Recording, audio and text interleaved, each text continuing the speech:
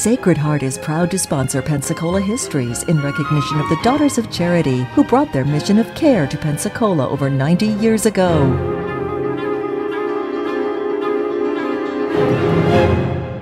Hello and welcome once again to the story of Pensacola, North America's first place city, where this week we are talking about the history of education in our community. And in our last episode, we talked about how the county itself was almost bare of formal education up until the 1870s. And that at that point in time, with the use of a very small amount of money, a system was started where classes were being conducted in private homes. And that really didn't work too well. We had fewer than 250 students altogether enrolled by the time we reached the mid-1880s. And it was in that year, in 1885, right in the middle of that decade, that Florida passed a new constitution. And that provided for several things. Number one, the ability of a county to assess ad valorem tax charges to support education, and in that time they also provided for the election rather than the appointment of the school board, and then the school board itself would appoint the superintendent. And so from that point on, the school board chose Mr. Nathan B. Cook, who would be our superintendent, incidentally, for 28 years. And Mr. Cook is really the father of the system in Escambia County. And by the time we get into the early 1890s, we have more than 50 schools functioning, many of them small 1- and 2-room affairs out in the county, and we had a total of just over 80 teachers. Well, as we pass through these years, other things are beginning to happen that are of considerable interest. Now Mr. Cook is insisting on more and more of a formal curriculum. And I apologize for doing this, but my memory fails me a little bit when we come to a lot of these texts. But I think it would be interesting for you to understand what kind of books Mr. Cook insisted upon. Basically, they were these. The primary six were Barnes' Reading Chart, Swinton's Word Primer, Dinsmore's Spelling Book, Barnes' Elementary Geography, the McGuffey's Eclectic Speller, and then Barnes' Elementary Geography. These were the fundamentals, and as I believe we mentioned in the first episode, at this point in time, and this was all the way through Mr. Cook's administration, the county did not provide textbooks for the students. This was the responsibility of the parents. And of course, we also mentioned last time that to begin supporting the school system, or systems, I guess we ought to call them, the county was divided into as many as 27 different districts, and each district set its own ad valorem tax level to the degree that they needed money to provide the school system. A typical situation like this, of course, came in the year 1900, when the Alger Sullivan Lumber Company was created, and the people of the new little town of Century came to the school board and said, we need a school up here very badly. And so an agreement was made very nicely between the school board and Mr. DeHouse at Alger Sullivan, and Alger Sullivan's company literally built the schoolhouse, and then the school system provided the teacher. And once again, they had the same system up there as they had throughout the rest of the county. The people of the community paid the room and board and supported the teachers as they were on station and were teaching there. Well, as we move through the early years of the 20th century, the school system grows step by step. And one thing that Mr. Cook was very good at, he kept his ear to the ground, knowing what was happening in other systems that were comparable. And he began, for example, going to various merchants and asking them to offer prizes for excellence in certain types of school work. And so jewelry shops and others began to say, well, we will give the annual medal, or we will give a nice new watch to the student who does best in such and such. And I can remember one of the jewelry shops, the shop offered a medal each year that was given for excellence in spelling. And then, of course, a little bit later than that, another merchant did them a little better because they began to hold an annual spelling bee, and the spelling bee was a public affair, and of course all the parents could proudly watch as their children competed. In addition to that sort of thing, we begin to see sports in action. Now, we have record of the existence of our Pensacola High School by the mid-1890s, and it was a very lovely 3-story wooden building that was erected on East Wright Street near the depot. And the story comes as early as 1902.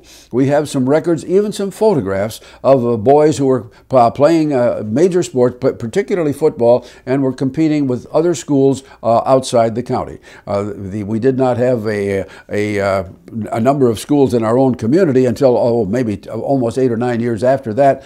But by the time we get into the early part of the second decade of the 20th century, we have additional schools here because we have now created Washington High School. We have also have what they call Muskogee High School, and of course Tate High School itself. So basically, we began having a 4-school system, but I don't have record that they competed too highly against each other. Well, also in the same period, we are looking at a situation where the status of teachers is beginning to improve. By now, Mr. Cook has succeeded. He's elevated the standard for teachers, and by the time we get to the year 1910, an average school teacher was on an annual contract, and that contract, on average, called for a salary of about $240 per year.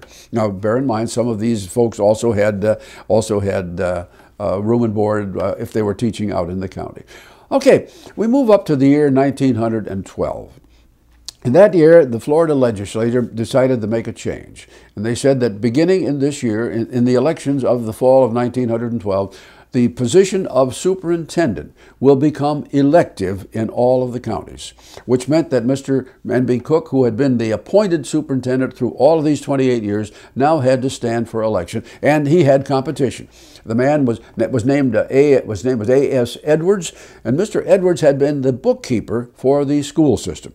And they went to the polls, or got ready to go to the polls, and Mr. Cook said, "Look, everybody knows me. There's no sense in the world am I spending money on electioneering. Everybody knows me. If they want me, they'll keep me." But they did not. Mr. Edwards won the election. He campaigned very vigorously, and A.S. Edwards became the superintendent. Well, Edwards was a very far-sighted man. He would be superintendent for the first time for 6 years, and then he would also be superintendent a second time much later in the 20th century. Very able man, and in the early part of the second decade, he moves to a new system of transportation. It is then, and only then, and of course bear in mind, this is 12, 13 years after we began to see gasoline-powered vehicles in the county. Now the county the county school board agrees that they will spend money to buy school buses. They did. They bought 6 at one time, and they paid a grand total of $7,500 for the buses. Now, I wish I could tell you that they were an immediate success. They weren't, because the roads, of course, outside of Pensacola were very poor, and they had all kinds of trouble in wet and rainy weather. And then the engines were not always faithful, and of course the farmers were up in arms about this, because that meant that the kids got home late to do the chores. And for a number of years, the idea of the buses was not exactly a popular one. But step by step, it grew, and we're looking at our present time, well into the 21st century. They have almost 100 school buses going back and forth carrying children in Escambia County. Well, by the time we reached 1919, we have a new school board. Again, I want to stress this, all through these years, the men who have been the elected school board members have been prominent local citizens. They received nothing for their pay, and in each instance, these were men who were dedicated. Many of them served a good many years in office. These men like A.V. Clubs and George Saltmarsh and people like that, they were not just in and out of the office. They were there year after year, illustrating their dedication. And we have to remember, up until well into the 1950s, the school board conducted almost all of the paperwork and what we would today call the staff functions behind the superintendent. The superintendent didn't even have a secretary, and it would be almost 1940 before the first typewriter was purchased on which they could keep records for their own purposes. But in any event, by the time we get to 1919, our school board has some new names on it, and one of them, of course, is well known. His name was E. Dixie Beggs. This is E. Dixie Beggs, the senior, and John H. Pace was on, and L.S. Gilmore. They were the 3 school board members in 1919, and we want to mention them because they came across a very difficult situation. In mid-year, just before the fall term was to begin, the high school caught fire. It burned to the ground. And of course, they were now facing what are we going to do? We've been building schools successively here. What are we going to do? We have no high school, but they were lucky. just about a year and a half before, Pensacola had been visited by what we would today call an evangelist. He was a man with a riveting personality, and people just loved to hear him. And to keep him here after his basic service had about to expire, they built a tabernacle. And this was on the corner, basically on the corner of Balin Street and Gregory. A big building, open would seat several hundred people. And by now, of course, the evangelist had, after the fire, the evangelist had left. And so the school board quickly contracted to use that building. They quickly rushed in, put partitions in it, and the tabernacle thus was the high school until the new building could be constructed. Now, as all of this was happening, the school board said, well, we have been going along year after year after year, spending very little, particularly inside the city itself, to provide modern facilities for our students. So at that point, they did something they had not done before, and that was they sold a bond issue. It was a large bond issue. It was sufficient funds to build what became known as Pensacola High School, P.K. Young Elementary School, and then A.V. Clubs and A.C. Blunt Middle Schools. And all of those fine new brick buildings of substantial size, they were being built at the same time. And early in 1922, Pensacola High School was completed with great ceremony, because they had some wonderful they had some innovations there that were just special. This was the first time that there was a gymnasium, and and also the first time that there was any kind of a school auditorium where plays and the total group, total student body and assembly could enjoy works together. Now, one of the interesting little sidelights to that, of course, came because when they finished the building, they discovered that they had not provided enough money to equip the gymnasium as it should be. And one of the members of the community who was most active in this sort of thing was a man named John Sherrill, who had been head of the YMCA here for many years. Mr. Sherrill had moved into the oil business, and he was a member of the relatively new Rotary Club. So he went to his fellow Rotarians, and working together, they raised $3,000, and they had all of that equipment, which they then turned over to the school system so they could equip their gymnasium, and of course they did. And it was, of course, you can imagine it was a great success.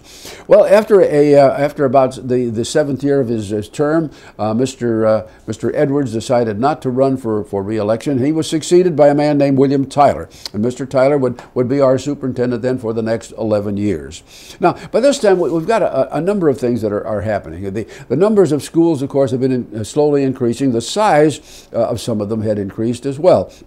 As I mentioned, with the new brick facilities that had been done in 1919, 2021. But beyond that, there was other things that first Mr. Edwards and then Mr. Tyler were putting in, that it is time for the students of this community to have more of a broadened education. So now we begin to teach music.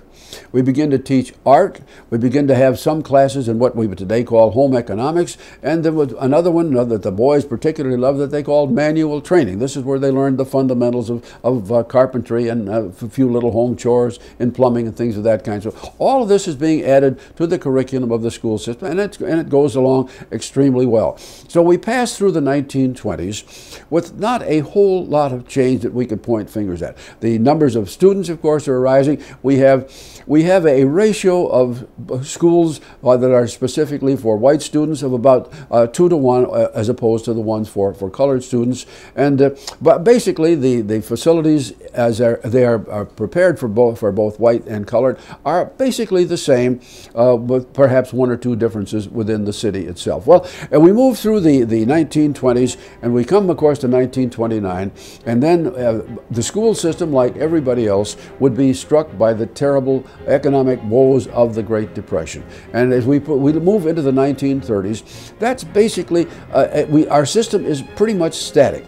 We have reached a point where we have over 80 schools, and we have about a little over 120 teachers, but that's basically where we stood when the Depression years began.